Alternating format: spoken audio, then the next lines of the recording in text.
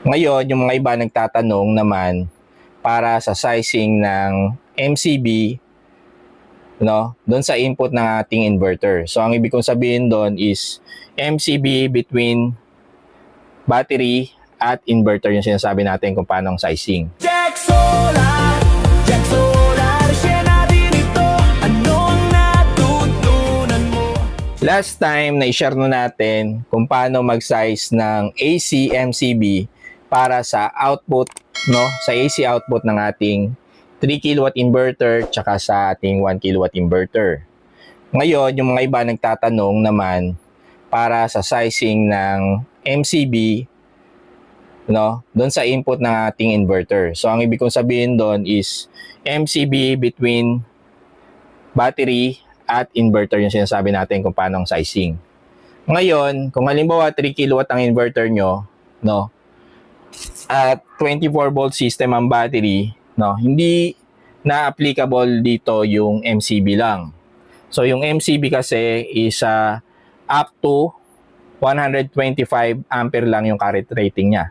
Pero dahil nga mataas na yung ampere rating nito, is kakailanganin nyo na ng DC MCCB. So, ganito yung tsura niya, guys, no? So, naka-design to para sa mga high current rating. So, hindi na siya kagaya nitong ganitong MCB lang, no? Kailangan nyo ng DC MCCB. Ngayon, MCB pa rin to, kaya lang nga iba na yung tawag sa kanya, DC MCCB. Para sa size naman ito, no? So, sinabi ko sa inyo, kung 3 kW ang inverter nyo at 24 volt system ang battery nyo, ang kailangan nyong size ng DC MCCB is 160 ampere, no? Ngayon, halimbawa naman, ang inverter mo is hindi 3 kW. So, ang common kasi, ang binibigyan nating sample is yung common na size ng inverter para sa mga nagdi-DIY. So, either naka 1 kW ka or 3 kW ka, no? At ang normal battery system mo is nasa 12 volt system tsaka 24 volt system. So, yun yung sinasample natin ngayon. So, para sa 3 kW inverter kasi wala tayong 12 volt system na battery, no? So, wala pa ako nakikitang nagbenta ng inverter na ang input, no? Para sa 3 kW inverter, no, ang input power niya is 12 volt system lang. So, para sa 3 kW, minimum battery system is 24 volts, no? Tapos next na dyan is 48 volts. Ngayon, isample din naman natin yung para sa 1 kW inverter. So, sa 1 kW inverter, pwede siya ang input ng battery is 12 volts, 24 volts.